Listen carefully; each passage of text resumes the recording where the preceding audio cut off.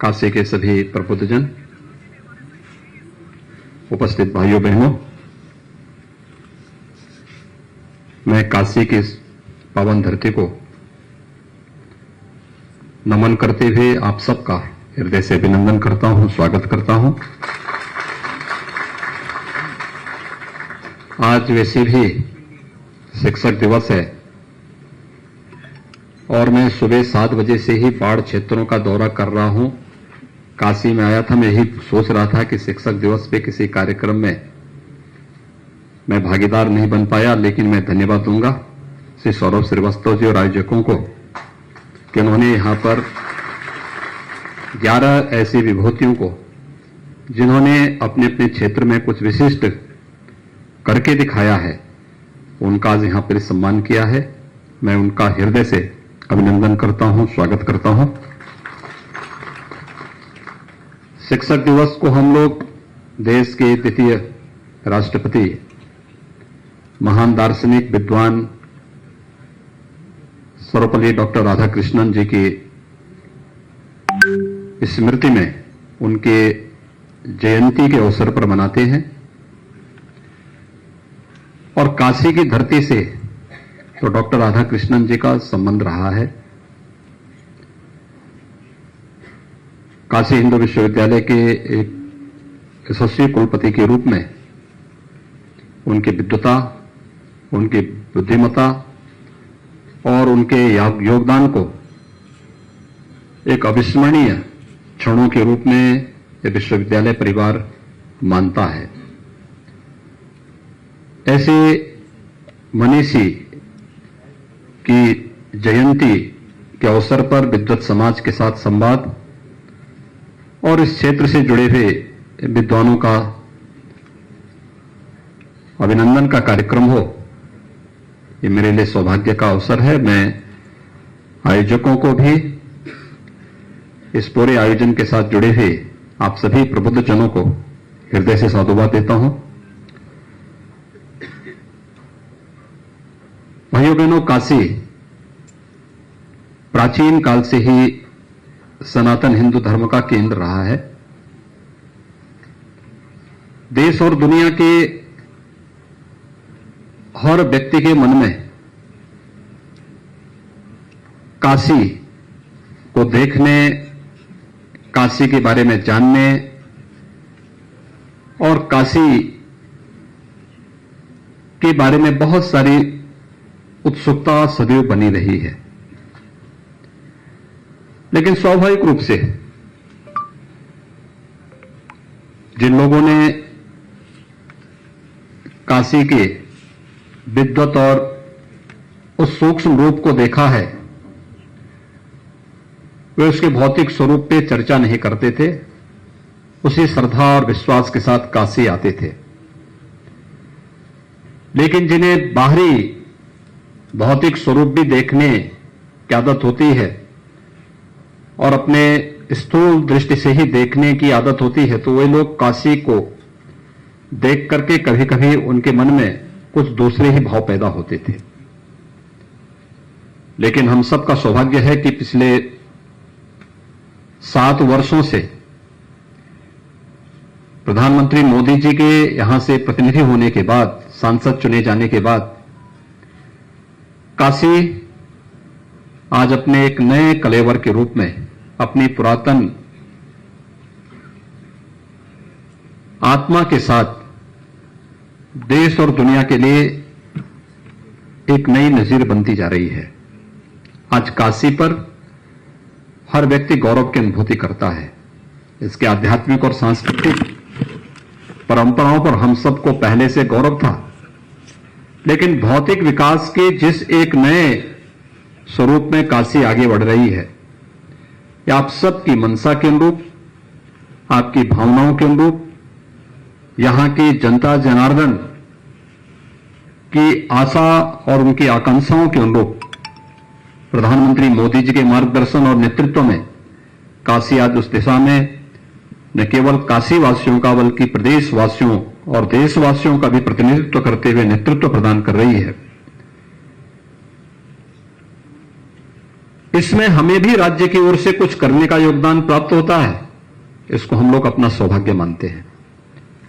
क्योंकि अपनी परंपरा पर, अपनी संस्कृति पर, अपनी विरासत पर गौरव की अनुभूति होना, ये हर एक व्यक्ति के लिए मुझे लगता है सौभाग्य की बात होनी चाहिए।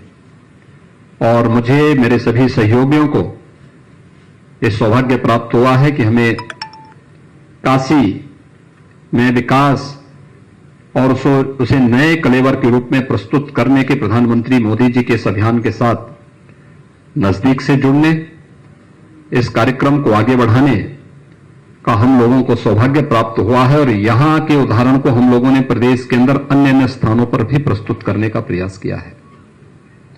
आज हर व्यक्ति कह सकता है काशी विकास की जिन योजनाओं को लेकर के चलता है वह काशी के साथ ही अन्य उन सभी स्थलों पर भी बराबर लागू होता है।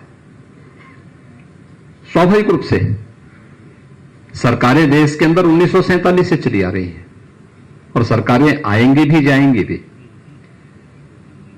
लेकिन सरकार का विकास का जो विजन है वो क्या है, सरकार का एजेंडा क्या है, ये चीजें तय नहीं हो पाती थी। अपने एक संकीर्ण एजेंडे के साथ सरकारें आती थी, सरकारें जाती थी। जो आया है वो जाएगा भी, और काशी तो इसको बहुत नजदीक से महसूस भी करता है। काशी ने इसे आत्मसात भी किया है। एक प्रकरण आया था एक मामले में, माननीय न्यायालय में गया मामला। उन्होंने कहा कि अंतिम संस्कार की कार्रवाई हिंदू धर्म में सूर्यास्त के बाद नहीं होता है। मैंने कहा इनको काशी में ले जाकर दिखा दो, ये काशी जाकर के देख लें कि अंतिम संस्कार की कार्रवाई कैसे होनी है, काशी इनको बता देगा। उनके पास कोई जवाब नहीं था, वो मामला अभी लंबित पड़ा हुआ है। तो काशी एक नया उदाहरण हर क्षेत्र में प्रस्तुत करती है, जन्म से लेकर के अंतिम यात्रा तक की। उस अंतिम यात्रा की साक्षी काशी सदैव बनी रही है हर एक क्षेत्र में।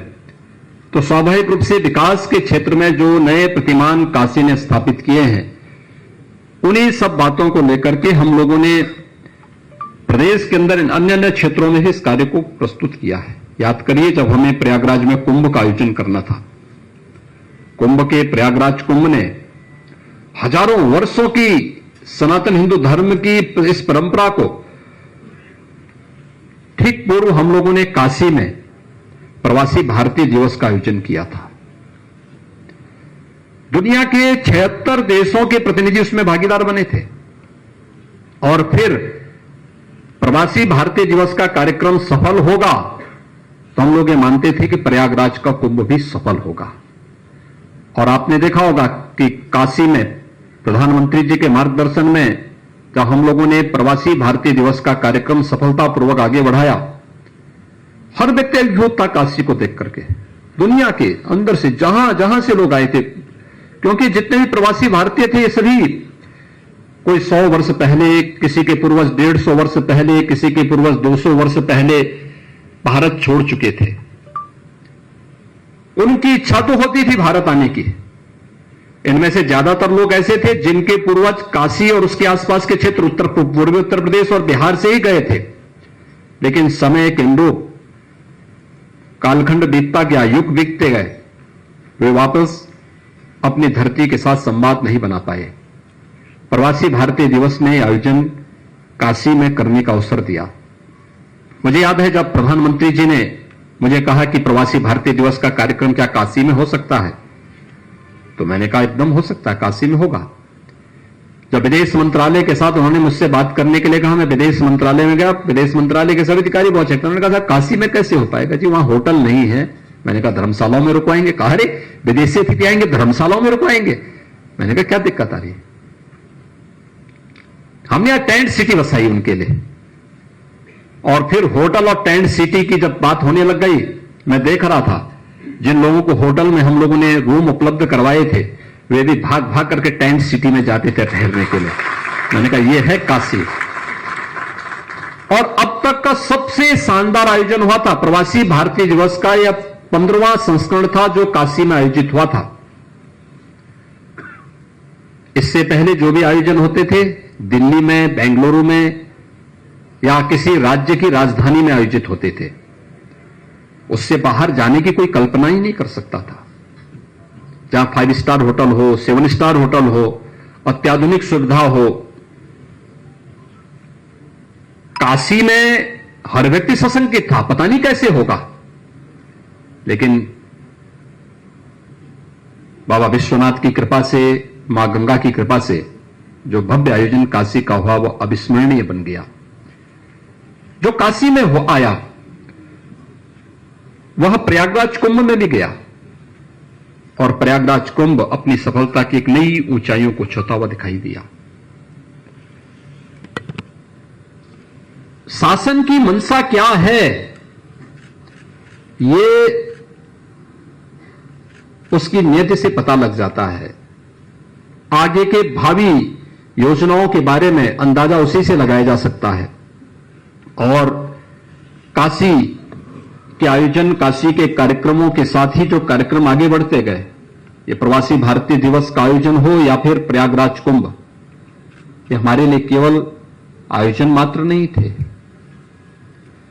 प्रदेश के बारे में देश और दुनिया की धारणा को बदलने का एक माध्यम भी था। क्योंकि उत्तर प्रदेश के बाहर हम जाते थे। उत्तर प्रदेश के बारे में 2017 के पहले धारणा क्या थी? धारणा थी कि प्रदेश के अंदर रहने लायक माहौल नहीं है। प्रदेश के बारे में धारणा क्या थी? कि यहां पे दंगे होते हैं, तीसरे दिन एक दंगा होता है, यहां भ्रष्टाचार है, यहां माफियाओं का सिकुंजा है, यहां शासन प्रशासन की व्यवस्था अपराधी और माफियाओं के द्वारा जकड़ी गई है, उससे कोई उसे मुक्त नहीं कर सकता। और इतनी खराब धारणा थी कि यहां का कोई नौजवान अगर कहीं बाहर जाता था, किसी प्रतियोगी परीक्षा के लिए जाता था, पढ़ा लिखा नौजवान है, अच्छा खासा उसके पास अनुभव है, लेकिन उत्तर प्रदेश का नाम सुनकर के बहुत सारे लोग तो उसको पहले ही बाहर का रास्ता दिखा देते थे। लेकिन भाइयों बहनों, पिछले 7 वर्षों में प्रधानमंत्री मोदी जी ने देश के अंदर जो विजन दिया और विगत 4.5 वर्षों के दौरान प्रदेश सरकार ने उस विजन को अक्षरशः लागू करने का जो कार्य किया, आज उसका परिणाम है देश में और दुनिया में उत्तर प्रदेश की कार्य पद्धति पर, उत्तर प्रदेश के नागरिकों पर कोई प्रश्न चिन्ह खड़ा नहीं कर सकता है। यह हमारी सबसे बड़ी उपलब्धि सबसे पहले उत्तर प्रदेश वासियों की है। ये एक दिन में नहीं पैदा हुआ, इसको बनाने में समय लगा, परिश्रम करना पड़ा। इसके लिए आप जैसे मनुष्यों ने भी इसमें अपना योगदान दिया। किसी ने लेखनी के माध्यम से, किसी ने अपनी कृतियों के माध्यम से, किसी ने अपने मंचन के माध्यम से, किसी ने किसी न किसी माध्यम से जो दुनिया की धारणा को उत्तर प्रदेश के बारे में, देश के बारे में, प्रदेश के बारे में जो धारणा बनाई, लोगों ने उसको मानना प्रारंभ किया। आज देश के अंदर उत्तर प्रदेश की कानून व्यवस्था को लोग सबसे अच्छा मानते हैं। आखिर ये वही प्रदेश था 4.5 वर्ष पहले जहां हर तीसरे दिन एक बड़ा दंगा होता था, पर्व और त्योहार शांतिपूर्ण तरीके से नहीं मनाए जा सकते थे। किसी भी प्रकार की कोई शांतिपूर्ण व्यवस्था की कल्पना भी नहीं कर सकता था। कोई शांतिपूर्ण पर्व और त्योहार मनाया भी जा रहा है तो उपद्रवी भी उसमें जबरदस्ती घुस करके उसे व्यवधान पैदा करने का प्रयास करते थे। आज तो ऐसा नहीं है। आज तो एक व्यापक परिवर्तन प्रदेश के अंदर आप देख रहे होंगे। ये जो व्यापक परिवर्तन दिखाई दे रहा है, ये किसी एक सरकार का नहीं, ये आप सबके सामूहिकता का परिणाम है, सबके सामूहिक योगदान का परिणाम है। हर एक व्यक्ति ने अपने अपने क्षेत्र में जब काम करना प्रारंभ किया, हर एक व्यक्ति ने अपने अपने फील्ड में योगदान दिया। एक विद्वान अपने फील्ड में काम कर रहा है, उसने वहां अपने कार्य को एक लक्ष्य तक पहुंचाया, उसके परिणाम उपलब्ध कराए। एक सरकारी कर्मचारी अपने फील्ड में काम किया, एक मीडिया से जुड़ा हुआ प्रतिनिधि मीडिया के फील्ड में अच्छी और सकारात्मक रिपोर्टिंग किया। एक मजदूर अपना कार्य पूरी तन्मयता के साथ कर रहा है। हर फील्ड का व्यक्ति अपने अपने क्षेत्र में जब काम किया है उसके परिणाम सामने आए हैं। और आज इसीलिए उत्तर प्रदेश ने उन सभी धारणाओं को निर्मूल साबित किया है जो उत्तर प्रदेश के बारे में लगाई जाती थी, उत्तर प्रदेश के बारे में कही जाती थी, आज वो एक एक करके निर्मूल साबित होती हुई दिखाई दे रही है। और यही उत्तर प्रदेश जैसे आजादी के बाद देश के सबसे समृद्धशाली प्रदेश के रूप में अग्रसर होना चाहिए था, पिछड़ता गया। 1947 के आसपास उत्तर प्रदेश की प्रति व्यक्ति आय राष्ट्रीय प्रति व्यक्ति आय के समकक्ष थी। 2016 तक आते आते उसकी 1/3 हो गई और आज फिर से इसने जो छलांग लगानी प्रारंभ की है, मेरा अनुमान है कि अगले 5 वर्ष के अंदर उत्तर प्रदेश की प्रति व्यक्ति आय भी देश की प्रति व्यक्ति आय से अधिक होती हुई दिखाई देगी। इसमें कोई संदेह किसी को नहीं होना चाहिए। मुझे याद है जब व्यवसाय की सुगमता की बात आती थी, हम लोग सरकार 2017 में बनाए, हम लोगों की मंशा थी प्रदेश में सरकारी नौकरी के साथ साथ नौजवानों के लिए रोजगार की अनेक संभावनाएं विकसित होनी चाहिए। क्या हो सकता है, हमने पॉलिसीज बनानी शुरू की, अलग अलग सेक्टर की पॉलिसी बनाई। हम निवेशक के पास जाते थे और कहता था साहब आपके यहां ईज ऑफ डूइंग बिजनेस में तो उत्तर प्रदेश 14वें स्थान पर है, उत्तर प्रदेश में माहौल नहीं है।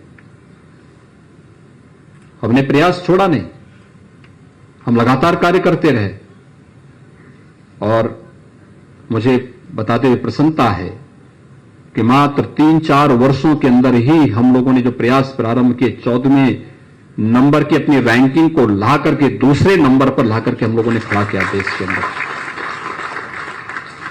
आज दुनिया का निवेश कोरोना कालखंड में भी, जब दुनिया कोरोना से जूझ रही थी, पहले चरण में आपने देखा होगा जब पहली लहर आई थी इतनी खतरनाक नहीं थी। प्रधानमंत्री जी का मार्गदर्शन निरंतर प्राप्त होता रहा, भारत सरकार हर प्रकार का संसाधन भी उपलब्ध कराती थी। लेकिन उत्तर प्रदेश के सामने एक नई चुनौती आती थी। चुनौती भी किस रूप में? पहले लॉकडाउन जैसे प्रारंभ हुआ तो अभिभावकों के फोन मेरे पास आने लग गए कि हमारे बच्चे कोटा में फंसे हुए हैं, कैसे लेके आएंगे। मैंने कहा लॉकडाउन हो गया, वे सुरक्षित होंगे कहां? नहीं, किसी भी स्थिति में हमारे घर पहुंचा दो। हम लोगों ने राजस्थान सरकार से बातचीत की, उन्होंने सहयोग करने से इनकार कर दिया, कहा हम वाहन नहीं उपलब्ध कराएंगे। मैंने कहा हमारी बसेज को वहां जाने दो, उन्होंने कहा सोच के बताएंगे। फिर हमने अपनी बसेस तैयार की, उन सब के साथ पुलिस के जवान भेजे और उत्तर प्रदेश के सभी छात्रों को जो कोटा में प्रतियोगी परीक्षाओं की तैयारी कर रहे थे, हम लोग उन सबको सुरक्षित उनके घरों तक पहुंचाने का कार्य भी किए। प्रयागराज में 15,000 बच्चे प्रतियोगी परीक्षाओं की तैयारी कर रहे थे, अब कोटा के बाद इनका नंबर आया, इनको घरों तक पहुंचाना है, हमने वह भी किया। और उसी दौरान कुछ राज्यों ने अपने यहां जिस संवेदनहीनता का परिचय दिया था, बड़े पैमाने पर प्रवासी कामगार और श्रमिक पैदल ही अपने घरों के लिए निकल पड़े थे और उत्तर प्रदेश उससे सर्वाधिक जूझने वाला राज्य था। 40 लाख प्रवासी कामगार और श्रमिक उत्तर प्रदेश में आया। इन सभी को हम लोगों ने भारतीय रेल की मदद से और साथ साथ उत्तर प्रदेश परिवहन निगम के माध्यम से उनके घरों तक पहुंचाने का कार्य किया। उत्तर प्रदेश अपने 40 लाख लोगों को तो पहुंचाया ही, पड़ोस के भी राज्यों के नागरिकों को 21 दिन का क्वारंटाइन उस समय था, 21 दिन के लिए क्वारंटीन में रखना, उनकी सारी सुविधाएं उपलब्ध कराना और फिर उन्हें उनके गृह राज्य तक पहुंचाने के लिए व्यवस्था करना। इस दायित्व को भी उत्तर प्रदेश ने उस दौरान निभाया। लेकिन जैसे ही लॉकडाउन समाप्त हुआ, सामान्य गतिविधियां आगे बढ़ती हुई दिखाई दी, तो स्वाभाविक रूप से कोरोना भी आता। कोरोना आ रहा है तो फिर हमें उसके लिए उपाय भी करने होते थे। हम लोगों ने इस दौरान हम चुपचाप नहीं बैठे थे, टेस्टिंग की क्षमता बढ़ाते गए। जब कोरोना का पहला मामला उत्तर प्रदेश में आया था, तब उत्तर प्रदेश में टेस्टिंग की कोई सुविधा नहीं थी। आज हमारे पास 4 लाख टेस्ट प्रतिदिन करने की क्षमता है। आज हम लोगों के पास पर्याप्त मात्रा में बेड्स मौजूद हैं। उस दौरान जो लोग उत्तर प्रदेश में वापस अपने गृह राज्य में आए, उन लोगों की स्किल मैपिंग करने वाला राज्य उत्तर प्रदेश पहला राज्य था, और फिर उनको किसी न किसी कार्य के साथ जोड़ने की कार्रवाई। लेकिन इसमें उत्तर प्रदेश में नया निवेश भी आए,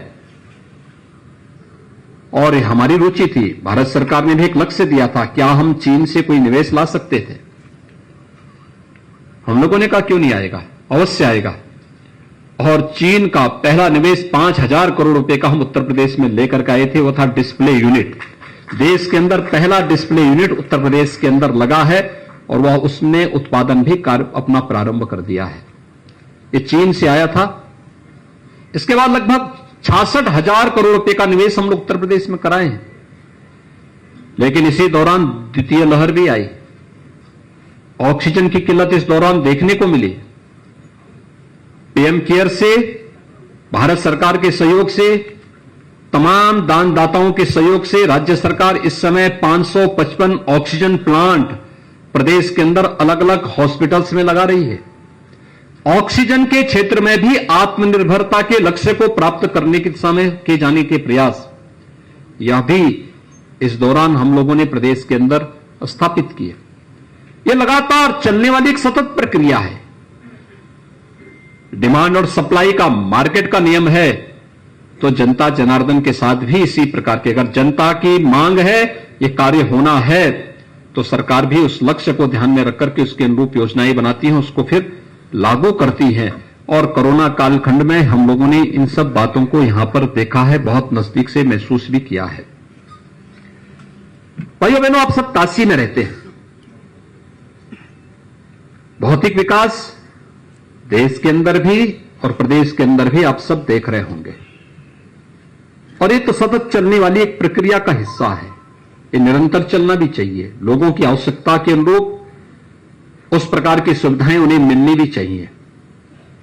लेकिन आजादी के बाद आपने देखा होगा, एक ट्रेन देश के अंदर चलाने का प्रयास हुआ था कि जो भारतीय है, जो भारतीयता से जुड़ा हुआ है, उसको हतोत्साहित करो,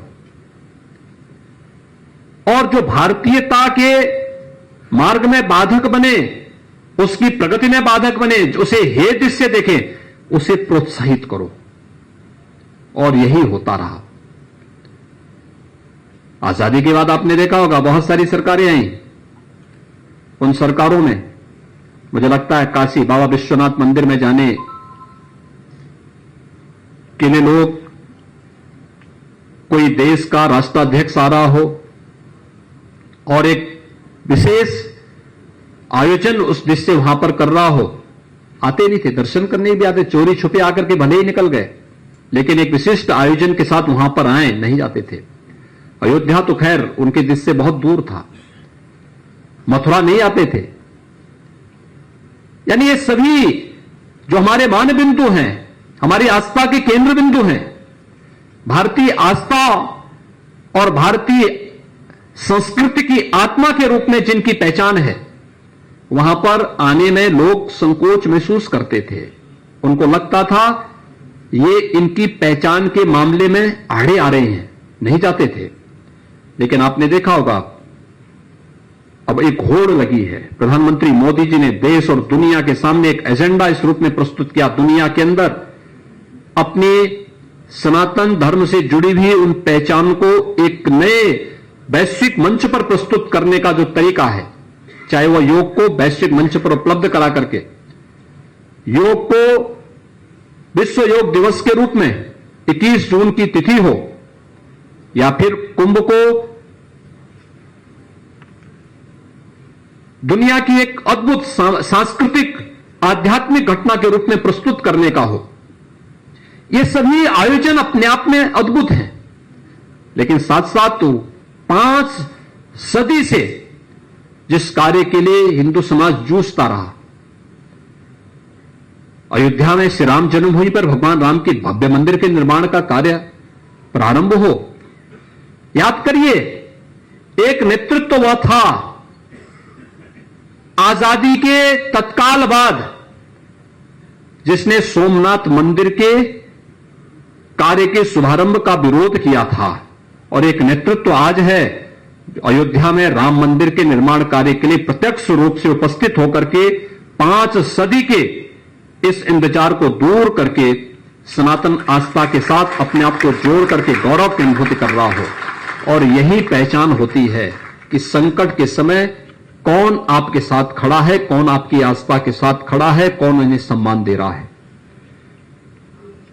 सर्वसम्मति से समस्या का समाधान होने के बाद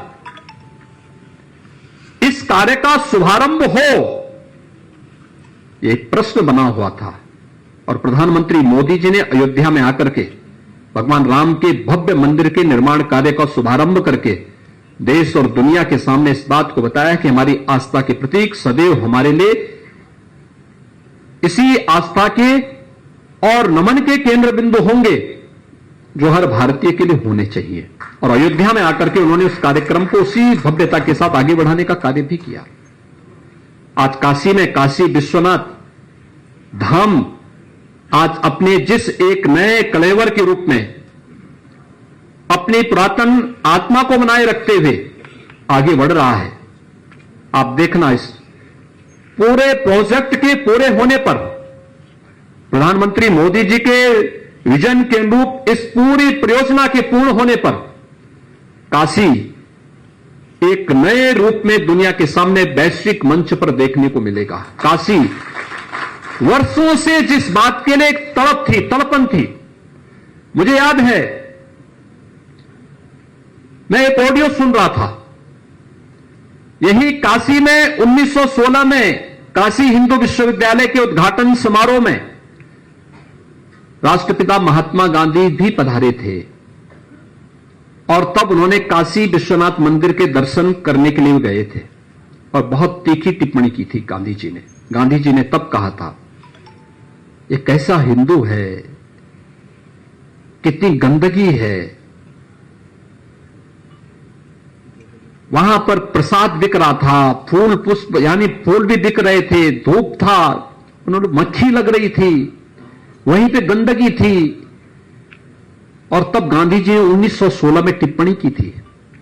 गांधी जी के नाम पर शासन करने वाले अनेक सरकारें आई होंगी, गांधी जी के नाम का उपयोग करते हुए लोगों ने सत्ताएं हासिल की होंगी, लेकिन गांधी जी की भावनाओं के अनुरूप काशी विश्वनाथ मंदिर बन सके, यह विजन मोदी जी ने ही हम सबको प्रदान किया। और आज काशी विश्वनाथ धाम जिस रूप में आगे आ रहा है, आज काशी के अंदर जिस प्रकार के विकास के कार्य चल रहे हैं, नित्य नए प्रयोग काशी को एक नई काशी के रूप में प्रस्तुत करने का है, आप सबके सामने है। और जो काशी में प्रयोग होते हैं, सफलतापूर्वक आगे बढ़ते हैं, यही प्रदेश के अंदर अन्य स्थलों पर भी लागू होते हैं। आज आप जाइए, कभी मां विंध्यवासिनी धाम में जाने का अवसर प्राप्त हो, एक बार जाकर के देखिए, वहां पर भी काशी विश्वनाथ धाम में जिस प्रकार की परियोजना यहां पे लागू हुई है, यही परियोजना मां विंध्यवासिनी धाम पर भी उसी तत्परता के साथ और उसी ईमानदारी के साथ, उसी आस्था का सम्मान करते हुए मां विंध्यवासिनी धाम में भी लागू की गई है। अयोध्या में भी इसी प्रकार की कार्य योजना लागू की गई है। ब्रज क्षेत्र में, मथुरा में भी इस प्रकार की कार्य योजना लागू की गई है। यानी हर एक क्षेत्र में इन कार्यक्रमों को आगे बढ़ाने का प्रयास हो रहा है।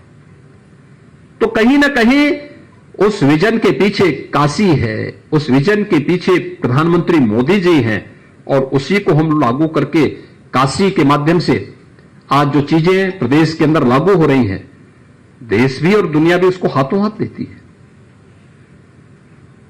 पहले तो अयोध्या जाने में लोग घबराते थे। मुझे याद है जब दीपावली के पहले मुझे हमारे अधिकारियों ने कहा कि दीपावली के दिन आप कहां रहेंगे, मैंने कहा मतलब, उन्होंने कहा नहीं, हम सभी प्रशासनिक अधिकारी आपको विश करने के लिए आना चाहते हैं। मैंने कहा भी दीपावली के दिन तो मेरा कुछ जनजातीय छात्रों के बीच में और उन समाज के बीच में कार्यक्रम होता है। मैं पिछले 15 वर्षों से उनके बीच में जाता हूं। तो उन्होंने कहा हम लोग आना चाहेंगे। फिर मेरे दिमाग में आया, मैंने कहा दीपावली के दिन मैं उनके बीच में रहूंगा, एक दिन पहले मैं मालूम करूं कि अयोध्या में क्या होता है। तो मैंने एक टीम अयोध्या भेजी। मैंने कहा अयोध्या में कोई विशिष्ट आयोजन दीपावली के अवसर पर? लोगों ने कहा नहीं। मैंने कहा वहां कैसे कार्यक्रम हो सकता है, इसकी कोई कार्य योजना बनाई गई? लोगों ने कहा नहीं। मैंने कहा क्या बन सकती है? कहा अरे साहब बहुत बवाल हो जाएगा। मैंने कहा ये बवाल केवल अयोध्या और मथुरा काशी के लिए क्यों होता है? और ये बवाल क्यों वो बोल रहे हैं? अब क्या अपना पर्व और त्योहार मनाना बवाल का कारण बनता है क्या? तो मैंने एक टीम भेजी। मैंने कहा आप जाइए, वहां के पूज्य संतों से बातचीत करिए और बोलिए क्या दीपावली का आप कार्यक्रम भव्यता के साथ अयोध्या में हो सकता है? वो टीम आई, उन्होंने कहा संत तो तैयार हैं लेकिन मीडिया इसको बहुत नेगेटिव लेगी। मैंने कहा देखो हमें अपने राह पर आगे बढ़ना चाहिए, कौन क्या बोल रहा है इसकी बहुत चिंता मत करिए। हम जाएंगे तो भी जिसको विरोध करना हो विरोध करेंगे, जिसको समर्थन करना होगा वो हमारे इस कार्यक्रम को हाथों हाथ लेंगे।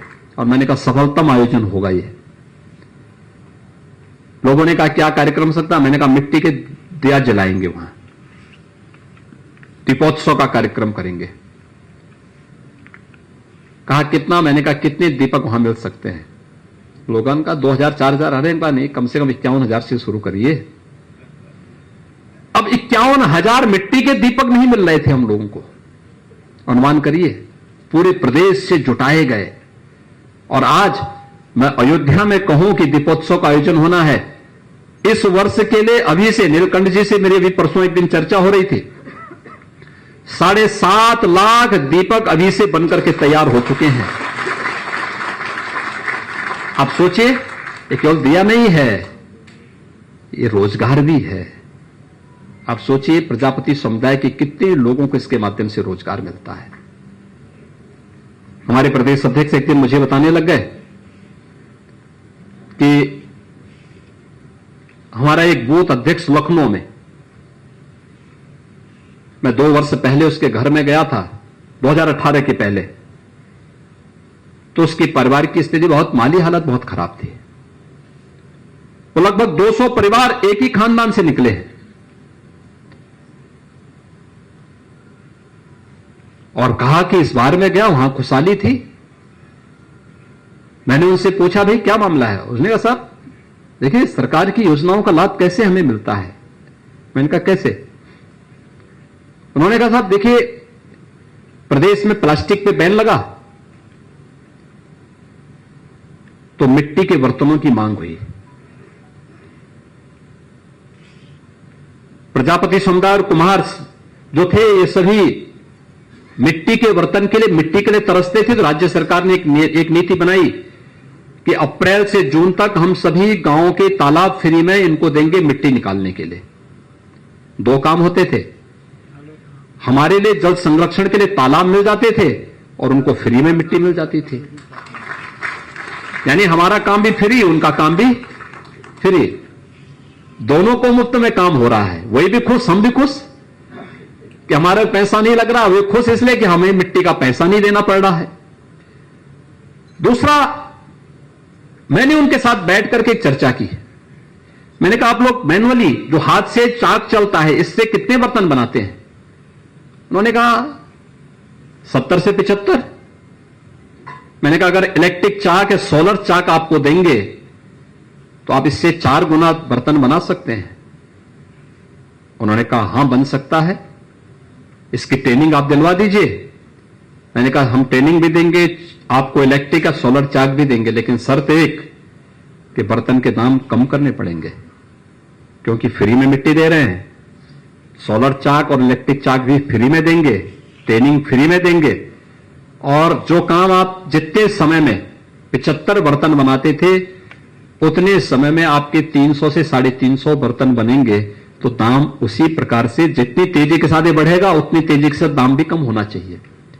और आज आप देख रहे होंगे मिट्टी के बर्तन जो पहले थर्माकोल या प्लास्टिक के गिलास आते थे उसी के समकक्ष बिक रहे हैं, तो लोग उसका उपयोग भी कर रहे हैं, स्वस्थ भी रह रहे हैं, पर्यावरण को भी बचा रहे हैं। कितने लोगों के जीवन में परिवर्तन आ सकता है। तो उसने मुझे बताया कि वहां पे लखनऊ में वो सभी 200 परिवार इस बात के लिए खुशहाल हैं कि आज उनके पास मिट्टी के बर्तन के, वहां पर तमाम प्रकार के कुल्हड़ के, दीपक के और मिट्टी के गौरी गणेश के, आपने देखा होगा विगत वर्ष कोरोना के कारण पहले गौरी गणेश भी चीन यहां भेजता था, लक्ष्मी गणेश की मूर्ति भी चीन से आने लग गई थी और कितना विकृत मूर्ति बना के भेजते थे। यानी मूर्ति भी अपनी दर्शनीय हो वो मूर्ति होती है, लेकिन वो कैसे बनाता, गणेश जी को ऐसे बना देता था,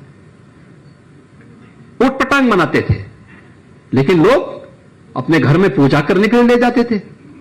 आपने पिछले वर्ष देखे होंगे मूर्तियां जो आई थी, यहीं के कुम्हारों ने, यहीं के प्रजापति समुदाय की माटी कला बोर्ड से जुड़े हुए लोगों ने बनाई। कितनी अच्छी अच्छी मूर्तियां और सस्ते में मार्केट में मिली, और सभी यहीं से, क्योंकि हम लोगों ने कहा चीन से तो कुछ मंगाना ही नहीं है, सब यहीं से आएंगे, और उन लोगों ने सस्ते में मूर्तियां बनाई।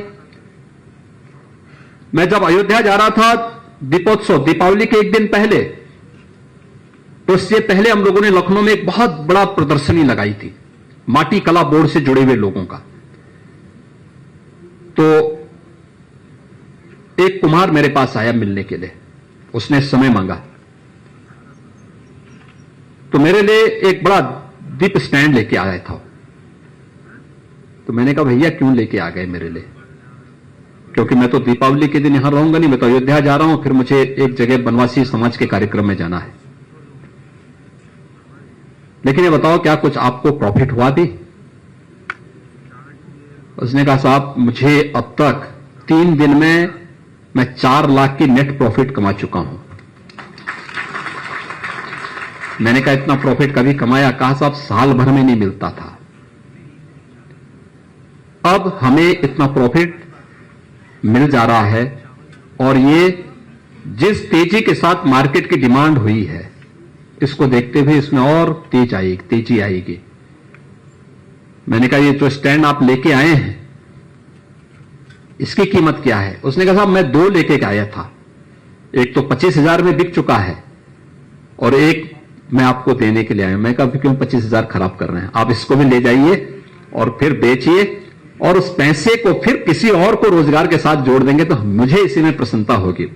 और मुझे बहुत अच्छा लगता है कि जब लोग प्रधानमंत्री मोदी जी के आत्मनिर्भर भारत के इस विजन के साथ जुड़ करके स्वावलंबन की ओर अग्रसर होते हैं। आप में से हर व्यक्ति लोगों को एक नई दृष्टि दे सकता है जीवन के हर एक क्षेत्र में। जैसे आज शिक्षक दिवस है, हमारे इस क्षेत्र से जुड़े हुए जितनी भी विभूतियां हैं, ये बेसिक शिक्षा में होंगे, माध्यमिक में होंगे, उच्च में होंगे, टेक्निकल में होंगे, मेडिकल एजुकेशन के साथ जुड़े होंगे, वोकेशनल एजुकेशन के साथ जुड़े होंगे। वास्तव में इनके सामने सबसे बड़ी चैलेंज था। मार्च 2020 में हम लोगों ने स्कूल कॉलेजेस बंद कर दिए थे, बीच में 2-3 महीने 2021 में हम लोगों ने खोलने का प्रयास तो किया, लेकिन फिर एक चैलेंज होता था। इस बार हम लोगों ने फिर से जैसे स्कूल कॉलेजेस खोले हैं, फिर से बात सामने आ रही है कि थर्ड लहर आ सकती है। एक चैलेंज, कैसे हम उन सभी बच्चों को शिक्षा के साथ जोड़ सकते हैं, और इस चैलेंज के बीच से रास्ता निकालना है, इस चुनौती के बीच से रास्ता निकालना होगा। लोगों को राह दिखानी पड़ेगी। तकनीक का बेहतर उपयोग कैसे कर सकते हैं, क्योंकि एक वो समाज जो हर प्रकार से सुविधा संपन्न है, वहां पे उनके पास टैबलेट होंगे, उनके पास अपने लैपटॉप भी होगा, उनके पास अच्छे स्मार्टफोन भी होंगे, उनके पास डिजिटल एक्सेस भी होगा, सब कुछ होगा। लेकिन एक बड़ा तबका हमारे यहां तो ऐसा भी है जिसके पास डिजिटल एक्सेस की बात तो बहुत दूर है, जिसके पास घर में टेलीविजन नहीं है, जिसके पास कोई टैबलेट नहीं है, स्मार्टफोन नहीं है। उन लोगों तक कैसे हम अपनी उपस्थिति दर्ज कर सकें, और एक लंबे समय तक स्कूल कॉलेजेस बंद नहीं हो सकते। मैं कल और 3-4 दिन से बाढ़ क्षेत्रों का दौरा कर रहा हूं। मैं एक गांव में, बाढ़ प्रभावित गांव में गया। एक लड़का मुझे मिला, मैंने उसको बुलाया, मैंने कहा स्कूल पढ़ते हो? उसने कहा हां। मैंने कहा कौन क्लास में पढ़ते हो? उसने कहा जब मैं स्कूल छोड़ा था तब मैं 4थी क्लास में था। तो मैंने कहा कितने दिन हो गए स्कूल गए हुए? कहा देखिए इस समय तो बाढ़ आई है, इससे पहले कोरोना आया था और मैं स्कूल नहीं जा पाया हूं। आप सोचिए, उस बच्चे का संवाद स्कूल से टूट सा गया है। उसने कहा 4थी क्लास में मैं पढ़ता था, स्कूल नहीं जा पा रहा हूं।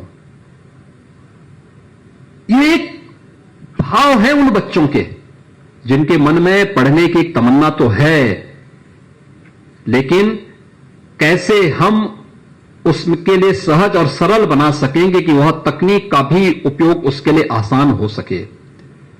इस दिशा में शिक्षा जगत से जुड़े हुए हर एक फील्ड में, बेसिक, माध्यमिक, उच्च, तकनीकी, चिकित्सा शिक्षा या फिर व्यावसायिक शिक्षा, या हर एक फील्ड से जुड़े हुए उन लोगों को इसके बीच का एक रास्ता अपनाना पड़ेगा। और तकनीकी विश्वविद्यालयों की जब इस बार परीक्षा हो रही थी तो मामला आया कि इनको भी प्रमोट कर दिया जाए। मैंने कहा भी नहीं, ये प्रमोट नहीं होंगे, हम बेसिक, माध्यमिक, उच्च और इन सब में मान सकते हैं, लेकिन तकनीकी विश्वविद्यालय में हर एक छात्र को टैबलेट उपलब्ध कराओ, लैपटॉप की सुविधा उपलब्ध कराओ, नहीं है तो उसके लिए कुछ सुविधा उपलब्ध कराओ, लेकिन इनकी परीक्षा होनी चाहिए। आप इनके क्वेश्चन जो पेपर है इसको 3 घंटे के बजाय 2 घंटे का कर लो, लेकिन ऑनलाइन एग्जाम करवाइए। और इनकी सबकी ऑनलाइन एग्जाम हुई है। लेकिन शेष अन्य क्षेत्रों में हमें कोई रास्ता तो अपनाना पड़ेगा, कुछ तो करना पड़ेगा। इसलिए भाइयों बहनों, इस दिशा में एक नए प्रयास को आगे बढ़ाने की आवश्यकता है। क्या इसके बारे में हम गांव-गांव जाकर के, पहले बच्चे स्कूल आते थे, क्या अब यह संभव है कि हमारा शिक्षक अलग अलग समय में अलग अलग गांव में जाकर के अलग अलग सामुदायिक क्लासेज वहां पे लेकर के बच्चों को पढ़ाने की व्यवस्था करें? एक नया कॉन्सेप्ट होगा ओपन स्कूल के रूप में। ओपन स्कूल अभी तक तो होता था कि कैंपस उसके खुल जाते थे, लेकिन अब गांव-गांव में जाकर के कोई विद्यालय पेड़ के नीचे चल रहा है, कोई पंचायत भवन में चल रहा है, कोई किसी खुले स्थान पर किसी बरगद के पेड़ के नीचे चल रहा है, कोई किसी घाट पर चल रहा है, कोई कहीं पर चल रहा है। 5 बच्चे 10 बच्चे हैं, और ये तो हमारी पुरातन परंपरा है, गुरुकुल की परंपरा है, काशी की तो ये परंपरा ही रही है। गुरु और शिष्य की परंपरा, काशी उसके साथ रसा बसा रहा है। क्या हम इस व्यवस्था को, अगर कोरोना जैसी महामारी लंबे समय तक खींचती है, आगे बढ़ती है, उन स्थितियों में हमारे सामने कुछ तो विकल्प होने चाहिए। इस महामारी के सामने दुनिया पस्त ही है। भारत ने तो फिर भी समय से कदम उठाए हैं। उसका परिणाम यह रहा कि प्रधानमंत्री जी की जो हर एक जगह उपलब्धता रही, उसका परिणाम है कि भारत ने तब भी इसको काफी हद तक नियंत्रित करके रखा, मृत्यु दर को न्यूनतम करके रखा। कोविड प्रबंधन का एक बेहतरीन उदाहरण दुनिया के सामने इतनी बड़ी आबादी के बावजूद रखा। लेकिन दुनिया के अंदर अमेरिका जैसे देश बस तो हो गए। अमेरिका की आबादी भारत की आबादी की 1/4 है, लेकिन अमेरिका के अंदर कोरोना से मौतें भारत से 1.5 गुना ज्यादा है। अनुमान कर सकते हैं कि मृत्यु दर कितनी ज्यादा वहां पर है। जबकि अगर हेल्थ इंफ्रास्ट्रक्चर की आप बात करते हैं तो भारत से कई अच्छी स्वास्थ्य की सुविधाएं अमेरिका के पास हैं, लेकिन कोरोना के सामने सब पस्त हो गए। इसलिए केवल सुविधा बढ़ा देने से नहीं, बल्कि बेहतर प्रबंधन और फिर उसे लागू करने की एक दृढ़ इच्छा शक्ति, नेक नियति किस रूप में हम आगे बढ़ा सकते हैं, इस पर भी अच्छे परिणाम आने की संभावना हमेशा निर्भर करती है। और भारत ने प्रधानमंत्री मोदी जी के नेतृत्व में कोविड प्रबंधन का उदाहरण प्रस्तुत किया था। लेकिन अभी बहुत सारे चैलेंजेस हम सबके सामने हैं, और जीवन के हर एक फील्ड में, चाहे वह शिक्षा का क्षेत्र हो, व्यवसाय का क्षेत्र हो, अर्थतंत्र का क्षेत्र हो, जीवन का कोई भी क्षेत्र ऐसा नहीं जिसमें अगर चुनौती नहीं तो फिर सफलता के मार्ग आगे बढ़ने की संभावनाएं भी उतनी क्षीण होती हुई दिखाई देती है। हमें उस दिशा में बेहतर प्रयास करने होंगे। और मैं काशी के आप सभी विद्वत समाज से यही अपील करूंगा कि आज केंद्र और प्रदेश सरकार अपनी जन कल्याणकारी योजनाओं के माध्यम से, अपने इंफ्रास्ट्रक्चर डेवलपमेंट की योजनाओं के माध्यम से एक स्वच्छ, पारदर्शी सरकार के माध्यम से एक भ्रष्टाचार मुक्त, भय मुक्त वातावरण देने की अपनी प्रतिबद्धता के लिए पूरी ईमानदारी के साथ कार्य कर रही है। देश के अंदर आंतरिक और बाह्य सुरक्षा के मोर्चे पर हो या सुशासन के लक्ष्य को प्राप्त करने के लिए बढ़ाए जाने वाले किसी भी कदम को पूरी तत्परता के साथ और पूरी प्रतिबद्धता के साथ आगे बढ़ाने का, या राज्य के अंदर कानून व्यवस्था और सुशासन के लक्ष्य को प्राप्त करने के दिशा में किए जाने वाले प्रयास, ये आप सबके सामने है। इसे हम और भी अपने स्तर पर आगे बढ़ाने में अपना योगदान दे सकते हैं। और विद्वत समाज हमेशा समाज को एक नई दिशा देता है, समाज को सकारात्मक ऊर्जा से भरपूर करके एक नई दिशा की ओर अग्रसर कर सकता है।